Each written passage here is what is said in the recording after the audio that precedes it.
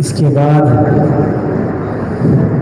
میں اس جلسے اور اس اجلاس کی کارروائی اور اس اجلاس کو کامیاب بنانے کے لیے اور اس اجلاس کے روح رواں اور حضرت حکیم الملت رحمۃ اللہ علیہ کے خاص شاگرد، خاص خادم حضرت کی خصوصی نظر ان پر رہتی تھی ہمیشہ۔ حضرت ان سے بہت محبت فرمایا کرتے تھے۔ ہمارے مدرسے کے فاروق مولانا مفتی محمد فاروق فوزان صاحب رشادی خطیب مسجد معمور کوڑ بنگلہ سے درخواست کرتا ہوں کہ وہ اپنے حضرت سے جو تعلق ہے اس پر روشنی ڈالیں اور ہم سب کو مستفیض فرمائیں۔ مولانا محمد فاروق فوزان صاحب رشادی۔ السلام علیکم ورحمۃ اللہ وبرکاتہ۔ الحمد للہ رب العالمین والصلاة والسلام علی سید المرسلین وعلى آلہ واصحابہ اجمعین ومن تبعهم بإحسان ودعا بدعوته إلى يوم الدين۔ أما بعد فأعوذ بالله من الشيطان الرجيم، بسم الله الرحمن الرحيم۔ يرفع الله الذين آمنوا منكم والذين أوتوا العلم درجات، صدق الله العظيم۔ معزز و محترم حضرت الاستاذ حضرت صدر جلسہ دامت برکاتہ،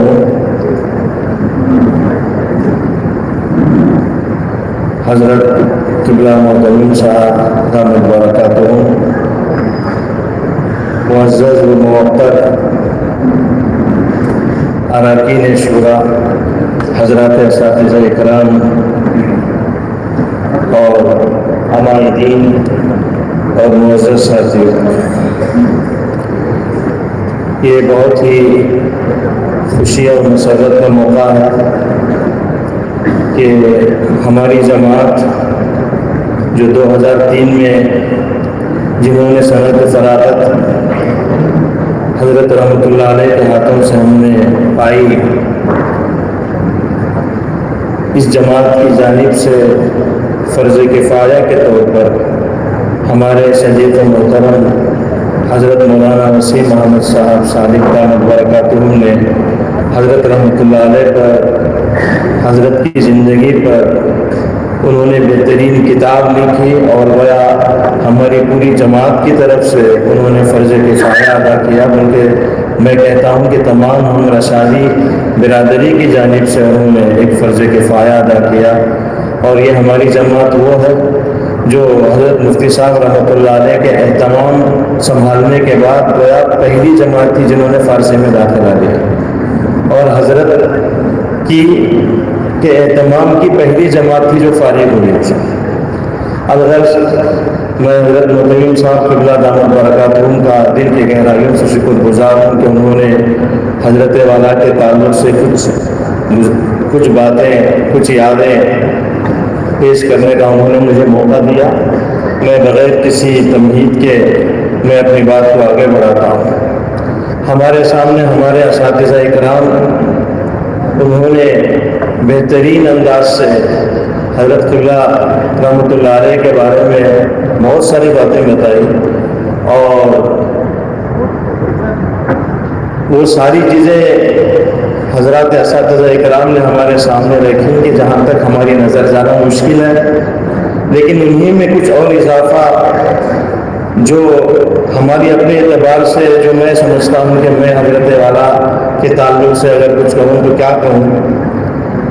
بس میں اتنا عرض کروں گا کہ حضرت رحمۃ اللہ علیہ بحیثیت استاذ، بحیثیت مربی، آپ نے ہزاروں تشنگان علوم نبوت کی آپ نے تعلیم و تربیت فرمائی۔ آپ ہزاروں شاگردوں کے استاد تھے، شیخ تھے، اور کوئی بھی استاد، کوئی بھی شیخ جب اپنے طلباء اپنے بچوں کی جو تعلیم و تربیت کرتے ہیں تو کئی نہج سے تربیت ہوتی ہے۔ ایسا نہیں کہ کوئی کتاب کوئی استاد پڑھا رہے ہیں تو وہ کتاب انہوں نے وہ فن پڑھا ہے، بلکہ حضرت رحمۃ اللہ علیہ ہمارے سارے ہی اساتذہ اکرام جو ہے یہ مزاج ہمارے اس ادارے میں ہے، دارالعلوم سبیل الرشاد میں ہے، اور اس میں نمایاں شخصیت اس لیے کہ ہم سب کے استاد حضرت مفتی صاحب رحمۃ اللہ علیہ، حضرت جو آپ نے تعلیم و تربیت فرمائی اپنے طلباء کی، اپنے بچوں کی، کئی اعتبار سے اسے ہم سمجھ سکتے ہیں۔ مثال کے طور پر علمی ذوق ہے، حضرت کبھی ڈانٹتے اور کبھی سمجھاتے تو ایسے انداز سے حضرت تنبیہ فرماتے، تربیت فرماتے کہ اس میں علم کی پوری جھلک ہوتی، علم کی مٹھاس ہوتی، علم کا ذوق ہوتا، اور حضرت کی عین ڈانٹ میں بھی وہ چیز محسوس ہوتی تھی۔ مجھے اچھی طرح یاد ہے، ایک دن فجر کی نماز کا وقت تھا، سارے ہی طلباء فوقانی مسجد میں ہم لوگ وہاں تھے، فجر کی سنتیں پڑھ کر نماز فرض کے انتظار میں بیٹھے تھے۔ حضرت تشریف لائے تو حضرت نے دیکھا کہ ایک طالب علم یہاں کا جیسا کہ ایک یونیفارم ہوتا ہے تو یہاں کا جو ڈسپلن ہے اس اعتبار سے سر کے بال جو ہیں بہت ہی کم رکھنا چاہیے، بال زیادہ رکھنے کی اجازت نہیں، لیکن ایک طالب علم انہوں نے بہت بال رکھے تھے اور آزو بازو سے انہوں نے بال کم رکھے تھے، اور وہ بال جو انہوں نے زیادہ رکھے تھے اس پر پگڑی باندھ کر انہوں نے بال چھپا دیا تھا، وہ یہاں کے اصول کے خلاف طالب علم کے لیے اس کی اجازت نہیں تھی۔ حضرت آیا، حضرت کی نظر ان پر پڑی تو حضرت نے فوراً رکھ لیا، اور جیسے ہی ان کی پگڑی نکالی تو بال بھرے ہوئے تھے۔ تب حضرت ان کو ڈانٹ رہے ہیں، بہت غصے میں ہے، تو جب حضرت نے ان کو مارا، لیکن مارتے ہوئے غصے میں حضرت کہہ رہے تھے ناشیۃ کاذبۃ خاطیہ، تو آپ دیکھ لیجیے ناشیۃ کاذبۃ خاطیہ کہہ رہے ہیں اور مار رہے ہیں۔ تو ایک تو حضرت کا غصہ ہے تو دل میں ڈر بھی ہے، اور یہ جو آیت حضرت پڑھ کر مار رہے ہیں کہ جھوٹی پیشانی ہے اور خطا کار پیشانی ہے، تو عجیب و غریب قسم کی کیفیت تھی۔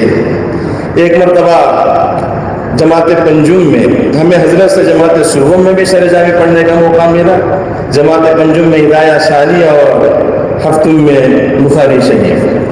تو جماعت پنجم میں حضرت نے امامت کے لیے ہماری جماعت کے ہم ساتھیوں کو جو ہے امامت کا موقع دیا، حضرت کا گھنٹہ تھا۔ چنانچہ امام صاحب جو ہے، میں اس موقع پر میرے ان ساتھی کا نام لینا نہیں چاہوں گا جو اس وقت میں امام صاحب تھے، اچھے قاری صاحب ہیں، تو جماعتوں سے آنے کے بعد ان کی امامت تھی، وہ تو نماز پڑھا دی۔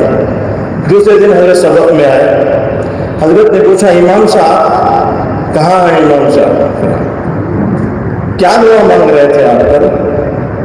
کسی کو سمجھ میں نہیں آیا، سب سہمے ہوئے تھے کہ حضرت پوچھ رہے ہیں کیا دعا ہے۔ تو حضرت نے پوچھا ارے بتائیے کون سی دعا ہے؟ اب وہ بہت ساری دعائیں مانگے تھے، لیکن حضرت کس دعا کے بارے میں پوچھ رہے ہیں؟ کیا تھا بابا؟ وہ آپ جو پڑھ رہے تھے ربنا وجعلنا مسلمین لک ومن، تو انہوں نے پڑھا۔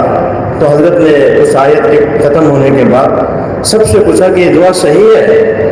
بتائیے، آپ بتائیے، کہیں آپ کہیے۔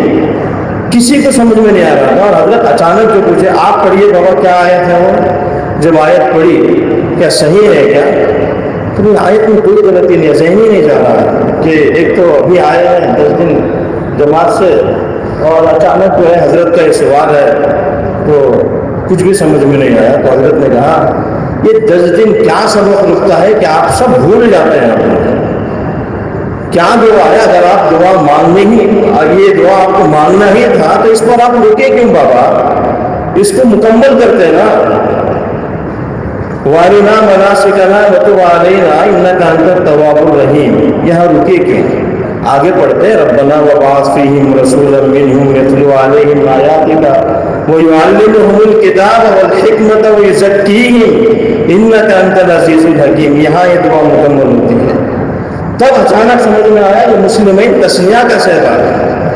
اچھا امام صاحب، اب اس کے بعد کہا ٹھیک ہے حضرت یہ تسمیہ کا صیغہ ہے۔ حضرت بتا رہے تھے کہ تسمیہ کا صیغہ ہے۔ حضرت ابراہیم علیہ السلام نے جب کعبۃ اللہ کی تعمیر مکمل فرمائی تو اپنے لیے اور اپنے فرزند حضرت اسماعیل علیہ السلام کے لیے دعا مانگی تھی۔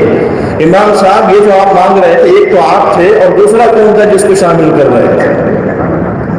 یہ آپ دیکھیں پوری طرح سمجھ میں آ گیا۔ یہ حضرت کا ایک اپنا انداز ہوتا تھا. بہت یہ ایسی اتنی چیزیں ہیں جیسے ابھی وہ نظم پڑھ کر اشعار کے ذریعے سے حضرت نعیم کوثر صاحب دامت برکاتہ فرما رہے تھے، تو اس سے ہم سب کو پورا سلسلہ یاد آ رہا تھا.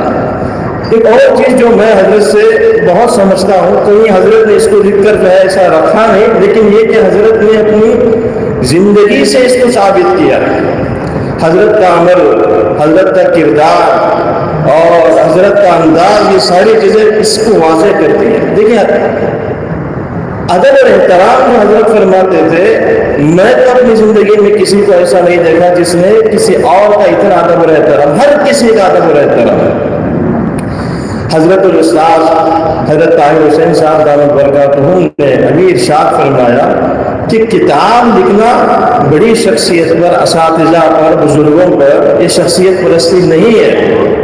یہ ان کی وہ یادیں ہیں جو انسان کے لیے اس نشو و نما اور پرورش کے موقع پر سکھائی گئی وہ یادیں ہیں. ہمارے استاد کی حضرت رحمۃ اللہ علیہ کی زندگی میں میں نے بہت اچھی طرح سے اس کو دیکھا کہ حضرت نے شخصیت پرستی بالکل بھی نہیں کی. ادب اور احترام بہت زیادہ کرتے تھے. ادب تو اتنا کرتے تھے حضرت، میں نے اور آپ میں سے کسی نے آج تک حضرت کی پوری زندگی میں ایک چھوٹے سے بچے جو حفظ کا طالب علم بھی کیوں نہ ہو، ارے تو ایسے حضرت نے کسی کو بلایا، کوئی کسی کے پاس اس کا ثبوت ہی نہیں. بڑے سے بڑے آدمی کے لیے حضرت جیسے آپ فرماتے تھے، چھوٹے بچے کے لیے بھی اسی طرح حضرت کہتے تھے. اور حضرت کی خوبی یہ تھی کہ کسی کے سامنے حضرت جیسے ان کی عزت کرتے تھے، حضرت ان کے پیچھے بھی وہی احترام کرتے تھے. ان کا تذکرہ بھی حضرت اسی طرح کرتے تھے. چنانچہ شخصیت پرستی بالکل میں نے نہیں دیکھا. دیکھیں آج کا ماحول ہے کہ حضرت نے اس توازن کو برقرار رکھا تھا. ایک ہے شخصیت، ادب اور احترام اپنی جگہ، لیکن شخصیت پرستی ایسے کہ سب لوگوں کو کسی شخص کے پیچھے لگایا جا رہا ہے. دیکھو حضرت آ رہے، ہٹو ہٹو بچوں، ہٹو اٹھو بیٹھو. یہ ساری چیزیں حضرت کی زندگی میں تھی. بہت سادگی کے ساتھ حضرت رہتے تھے. شخصیت سے بڑا درجہ ادارے کا اور تنظیم کا، تحریک کا ہوتا. حضرت نے اس کا بڑا خیال رکھا. اور پھر اس کے بعد ادارے سے، تحریک سے، اس سے بڑا درجہ ہوتا ہے دین کا. حضرت نے ہماری جو تعلیم و تربیت فرمائی، کبھی حضرت کے بیانات میں ہمیں ایسا محسوس نہیں ہوتا تھا کہ حضرت کثرت سے فرما رہے ہوں کہ میرے فلاں نے اسے فرمایا. میرے حضرت اکثر یہ کہتے تھے رسول اللہ صلی اللہ علیہ وسلم نے ارشاد فرمایا، رسول اللہ کا فرمان. کیوں؟ اللہ کے رسول صلی اللہ علیہ وسلم سے حضرت جوڑتے ہیں. میں یہ نہیں کہہ رہا ہوں کہ ادب اور احترام کے خلاف کوئی چیز میں نہیں کہہ رہا ہوں. سارا ادب اور احترام ہے، لیکن امت کو، اپنے طلباء کو رسول اللہ سے جوڑنا، پیغمبر کی سیرت سے جوڑنا، یہ حضرت کا وہ کلّہ امتیاز تھا کہ ایک طرف ادب پورا برقرار رکھتے ہیں اور دوسری طرف شخصیتوں کی وہ مروبیت جو اکثر ہم دیکھتے ہیں. اکثر کیا ہوتا ہے کہ کسی شخصیت کی جو شخصیت پرستی ہوتی ہے اس میں بہت سارے اینڈش پیدا ہو جاتے ہیں. حضرت کے پاس یہ چیز نہیں تھی. عالم اسلام کی ایک بہت بڑی شخصیت ہے، بنگلور تشریف لائے تھے، پورے بنگلور میں ہنگامہ. ٹھیک ہے، جب وہ آئے، ہر ایک علمی شخصیت کا ایک احترام اور ان کا ایک اورا ہوتا ہے، اور ان کے اس پروگرام میں دارالسبیل الرشاد میں ان کا تشریف لانا بھی تھا. لیکن میرا وہ بہت ساری چیزیں ہیں جس کے بارے میں زیادہ ہم عرض نہیں کر سکتے، لیکن اتنا ہم کہہ سکتے ہیں کہ اس میں جو ایسی ترتیب تھی، کسی کو پتا چلا کہ شاید حضرت کل سفر میں جا رہے ہیں، اور جب حضرت کی غیر موجودگی ہے اس وقت سبیل الرشاد کو ان کا آنے کا پروگرام تھا. حضرت کو بھی پتا چلا، حضرت نے کچھ نہیں کیا.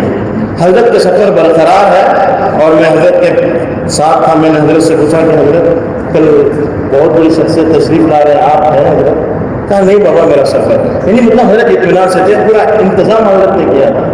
ان کو جب پتا چلا کہ حضرت مفتی صاحب جو ہے سفر میں جانے والے ہیں، تو انہوں نے کہا کہ نہیں، مجھے سبیل الرشاد کو اسی وقت جانا ہے. اور جب وہ تشریف لائے مدرسے کو، حضرت ان کے استقبال کے لیے کھڑے ہوئے تھے. میں حضرت کے بالکل پیچھے کھڑا ہوا تھا. جیسے ہی عالم اسلام کی وہ شخصیت اپنی کار سے اترتے ہیں، فوراً انہوں نے کہا کہ حضرت مفتی صاحب مجھے پتا چلا کہ کل آپ کا سفر ہے. تو میں نے کہا کہ مجھے ابھی حاضر ہونا ہے، ورنہ آپ سے ملاقات نہ ہونے کی محرومیت کا احساس میرے اندر رہ جاتا ہے. یہ حضرت کا ادب اور احترام اور حضرت کا جو ہے ایک وقار تھا. اور بہت سارے اخلاق ایسے ہیں کتابوں میں تو لکھے گئے ہیں, کتابوں میں ساری چیزیں موجود ہیں, بلکہ یہ جو گلوبل گڈ پریکٹسز کو آگے چل کر دنیا نے اڈاپٹ کیا لیجسلیشن کے ذریعے سے, ہمارے ملک میں بھی دیکھ لیجئے, نہ صرف یہ کہ اخلاقیات کو لکھا جاتا ہے بلکہ بسا اوقات اخلاقیات کو قانون کی شکل بھی دے دی جاتی ہے تاکہ اخلاقیات انسانوں میں برقرار رہے. جیسے protection of civil rights act 1955 ہے, ڈوری پروہیبیشن ایکٹ 1961 ہے, اور اسی طرح ابولیشن آف ستی جو انگریزوں کے زمانے میں ریگولیشن 17 آف 1829 کا یہ معاملہ, یہ ساری وہ چیزیں ہیں جو لیجسلیشن کے ذریعے سے دھیرے دھیرے اخلاقیات کو سامنے رکھ کر اس کو شامل کیا گیا. کمال یہ نہیں ہے, کمال یہ ہے کہ ان اخلاقیات کو انسان اپنی زندگی میں کیسے اتارتا ہے, اپنے کردار میں کیسے اتارتا ہے. ٹرانسپیرنسی کو لانے کے لیے ریپ انفارمیشن ایکٹ 2005 لایا گیا, لیکن یہ ہمارے اکابر ایسے ہیں کہ ان کی زندگیوں کے دن اور رات میں وہ ساری ٹرانسپیرنسی تھی, وہ اخلاقیات تھے, وہ قوانین کے تحت میں نہیں تھے بلکہ وہ انسانوں کے معاشرے کے لیے مثالی تھے. حضرت کے ساتھ ایک مرتبہ میں دفتر میں بیٹھا تھا, ایک طالب علم آیا اور آ کر انہوں نے 2 روپے دیے کہ حضرت نے پوچھا کہ کیا ہے وہ بڑے, میں نے کہا کہ حضرت مجھے پرسوں میں کتابیں لے کر گیا تھا, 2 روپے جو ہے میں واپس کرنا تھا اس لیے ملا کر دے رہا ہوں. اچھا وہ دیے اور چلے گئے. حضرت نے مجھ سے کہا حضرت نے کہ بابا ان کی نظر میں یہ ہے کہ 2 روپیہ ہے اور آرام سے مگر 2 دن کے بعد دے رہے ہیں, میں روزانہ رات میں حساب اس دن کا کر دیتا ہوں. حضرت کوئی دن بھی مدرسے کا حساب, آج کا حساب آج رات میں کر دیتے, دوسرے دن نہیں رکھتے تھے. 2 دن سے بابا میری صحیح نیند نہیں ہو رہی ہے, میرے حساب کتاب میں 2 روپے کا فرق آ رہا ہے, میں پریشان ہوں کہ 2 روپے گئے کا. میں سوچتا تھا ابھی دیکھیے یہ 2 روپے یہاں سے, اب مجھے پتا چلا کہ حساب کتاب میں وہ 2 روپے کا فرق یہاں سے آ رہا ہے. یہ کردار ہے. ایک بہت مشہور عالم کسی مسئلے میں بہت پریشان تھے اور اس کے بعد وہ ایک آزمائش میں گرفتار ہو گئے. ایک مرتبہ حضرت کے پاس میں بیٹھا ہوا تھا تو حضرت رحمۃ اللہ علیہ نے ان کا تذکرہ آیا تو حضرت جذباتی ہو گئے. حالانکہ یہ وہ صاحب جو ہے اللہ تعالیٰ کی جن پر آزمائش آ گئی, اللہ تعالیٰ سب کی حفاظت فرمائے, سب کو عافیت عطا فرمائے. مجھے ہمیشہ ہمارے استاد طاہر صاحب دامت برکات ان کی نصیحت یاد آتی ہے کہ عافیت مانگنا چاہیے. حضرت جو تفسیر میں ہمیں پڑھائے تھے, چنانچہ حضرت نے فرمایا وہ جو صاحب ہیں 20 سال پہلے کسی ایک مسئلے میں انہوں نے بہت عوامی اعتبار سے اٹیک کیا تھا, بیانات میں کہ یہ ایسا ہے, شریعت کے خلاف ہے, حالانکہ 20 سال کے بعد اس پر وہ عمل کر رہے ہیں. صرف مسئلہ یہ ہے کہ اس کو سمجھنے میں 20 سال کا عرصہ چاہیے تھا.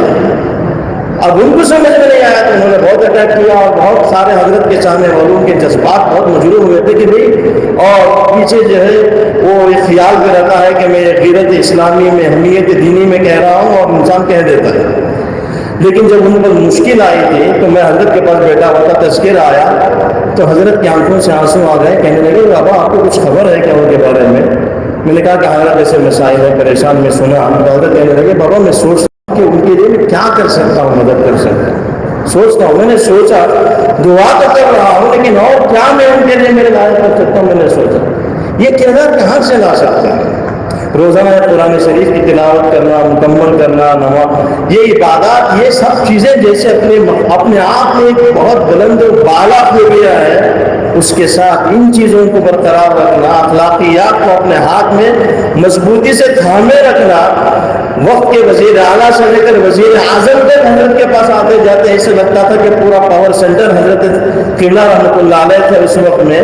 ایک دھبا حضرت کے دامن پر پڑے بغیر پاک اور صاف رکھنا یہ کئی صدیوں کی تہجدوں کے برابر ہے.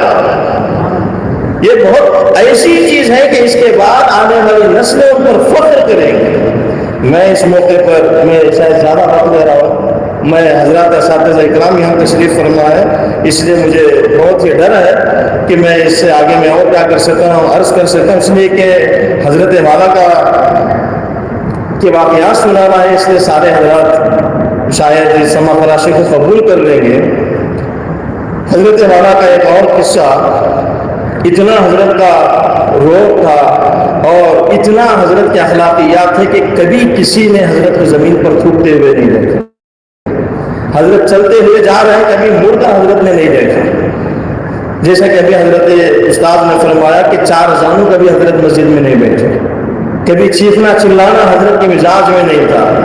جو کہیں بھی حضرت سے ملتا سب کو لگتا کہ حضرت مجھے بہت زیادہ چاہتے ہیں. سب کے ساتھ حضرت کا ایسے ہی سلوک تھا اور اللہ تبارک و تعالیٰ نے حضرت کو بہت روب سے نوازا تھا. لیکن اس کے باوجود بھی حضرت کبھی کبھی سامنے والے کی کبھی کوئی ایسی جرأت ہو بھی جاتی، حضرت جو ہے شخصیت کو دیکھتے یا آدمی کی نیت کو دیکھتے یا لہجے کو دیکھتے الگ الگ، اور ہر بیکار چیز پر حضرت ناراض نہیں ہوتے تھے. ایک مرتبہ جب ہمارا ایک کوئی انسٹیٹیوٹ تھا تو میں اس کے بارے میں حضرت سے مشورہ کرنے کے لیے گیا اور حضرت سے سب چیزیں میں نے ڈسکس کی.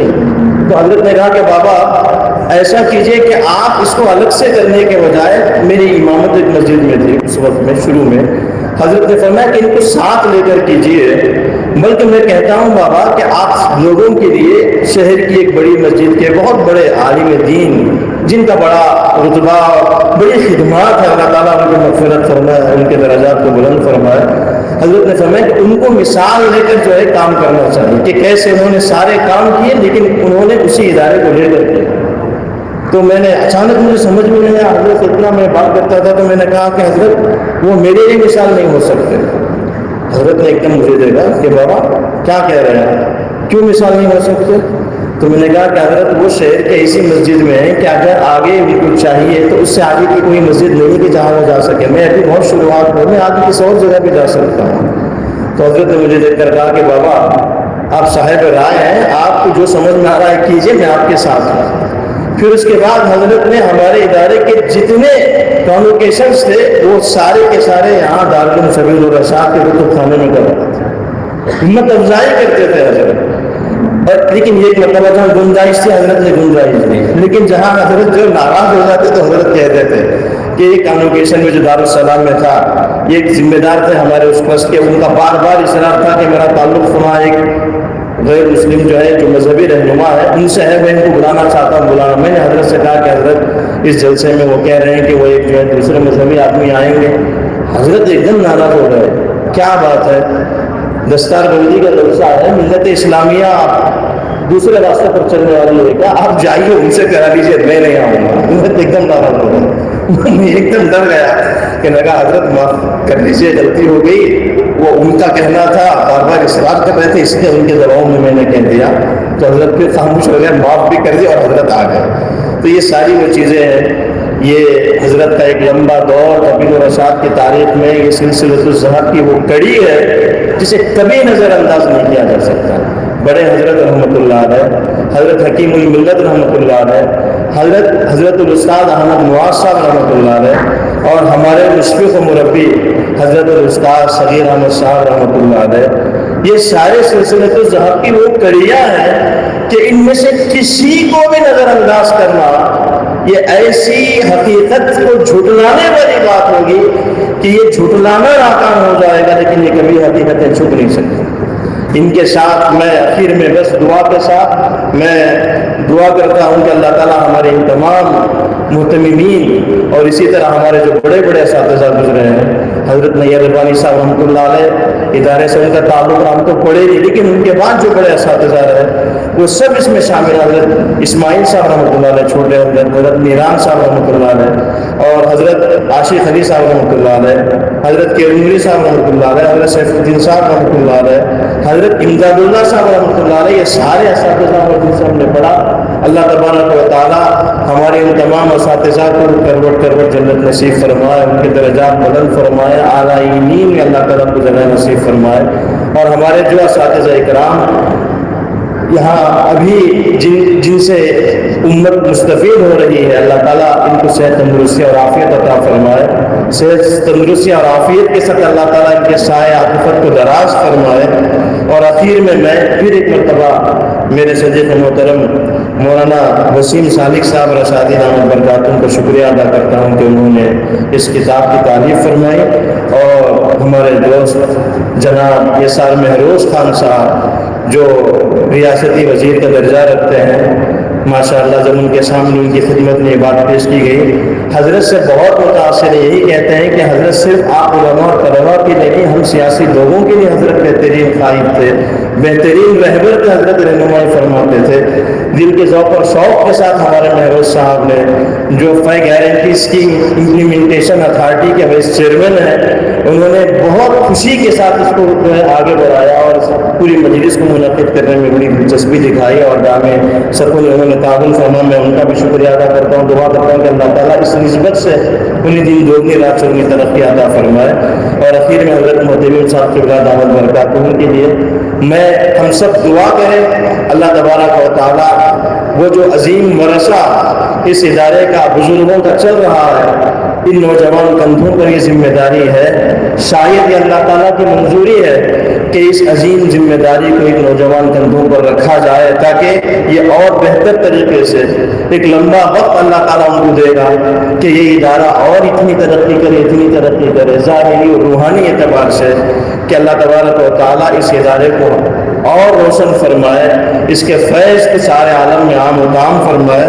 میں اسی دعا کے ساتھ اور خصوصاً جناب الحاج عبید اللہ شریف صاحب جو حضرت کے اتنے خاص کہ ہمارے پڑھنے کے زمانے سے ہم دیکھ رہے ہیں شریف صاحب کو آتے تھے، کبھی کبھی مجھے وہ بھی یاد ہے جناب عبید اللہ شریف صاحب ایک مرتبہ کہے تھے کہ میں یہاں آتا ہوں تو میری خواہش ہوتی ہے کہ میں بھی بچہ مطلب طالب علم ہوتا اور یہاں حضرت کے پاس پڑھتا تھا۔ آپ نے فرمایا ہماری چھوٹی جماعتیں تھیں اس وقت میں، تو آپ کی موجودگی بھی جو ہے ہمیشہ حضرت کا احساس دلاتی ہے۔ اللہ تبارک و تعالیٰ اس مجلس کو بے انتہا قبول فرمائے، آمین وآخر دعوانا الحمدللہ رب العالمین۔ جزاکم اللہ خیر الجزا۔ میں حضرت مولا کا شکریہ ادا کرتا ہوں۔ میں اس کے بعد حضرت دوستو آج بنگلور کے لیے ایک خاص دن رہا، ایک بڑا دن رہا۔ ریاست کرناٹک کے امیر شریعت دوم مولانا مفتی اشرف علی باقوی رحمت اللہ علیہ کی سوانح عمری بایوگرافی کا آج شاندار پیمانے پر اجرا عمل میں آیا۔ دارالعلوم سبیل الرشاد کے ایوان ابو سعود میں رسم رونمائی کی یادگار پروقار تقریب منعقد ہوئی۔ یہاں مذہبی اور سیاسی رہنماؤں کا خوبصورت امتزاج دیکھنے کو ملا۔ دوستو امیر شریعت مرحوم مفتی محمد اشرف علی کے شاگرد مولانا وسیم احمد سالک رشادی نے مسلسل 6 سال کی محنت کے بعد اس نایاب کتاب کو لکھا ہے، اس سوانح عمری کو لکھا ہے، اور ملک کی ایک عظیم شخصیت پر لکھی گئی اس بایوگرافی کو یسار مہروز خان نے پبلش کیا ہے۔ Yasar Mehrooz Khan government of Karnataka 5 guarantees implementation authority کے وائس چیئرمین ہیں۔ یسار مہروز خان کی کوشش و کاوش سے ہوئے اس یادگار جلسے میں وزیر توانائی سروگنیا نگر کے MLA کے جے جارج، راجیہ سبھا کے نئے رکن سابق مرکزی وزیر کے رحمان خان کے فرزند منصور علی خان، MLC اور چیف وپ سلیم احمد، سابق ریاستی وزیر آر روشن بیگ، KPCC کے وائس پریزیڈنٹ محمد عبید اللہ شریف، سابق مرکزی وزیر CM ابراہیم کے فرزند CM فیض، اور بھی کئی سیاسی و سماجی شخصیات موجود تھیں۔ سبھوں نے امیر شریعت مرحوم مفتی اشرف علی کی خدمات، رہنمائی، کرم فرمائی کو یاد کیا اور کہیں نہ کہیں اس احساس کو اجاگر کرنے کی کوشش کی کہ موجودہ دور میں مفتی اشرف علی باقوی جیسی رہنمائی کی ملت کو اشد ضرورت ہے۔ جی ہاں، ملت میں ترقی کے لیے، ملت میں اتحاد کے لیے مرحوم مفتی اشرف علی باقوی جیسی رہنمائی کی اشد ضرورت ہے۔ تمام نے یہ امید ظاہر کی کہ مفتی اشرف علی صاحب کی حیات و خدمات پر تحریر کی گئی یہ کتاب اشرف التذکار ایک مشعل راہ ثابت ہوگی۔ تو دوستو آج بتاریخ 28 جون 2026 بروز اتوار دارالعلوم سبیل الرشاد کے ایوان ابو سعود میں یہ یادگار پروگرام ہوا۔ سبیل الرشاد کے استاذ مولانا قاری محمد سراج الدین رشادی کی صدارت میں یہ جلسہ ہوا اور مفتی اشرف علی صاحب کے فرزند دارالعلوم سبیل الرشاد کے محتمم نوجوان عالم دین مولانا احمد سمال سعودی رشادی نے اس جلسے کی نظامت فرمائی۔ تو دوستو چلیے سنتے ہیں اس یادگار جلسے کے ذریعے مذہبی اور سیاسی رہنماؤں نے ملک و ملت کو کیا پیغام دیا۔ جنوبی ہند نیوز رپورٹ۔ ہمارے مدرسے کے تشریح قبول فرمائے، مقبولیت عطا فرمائے۔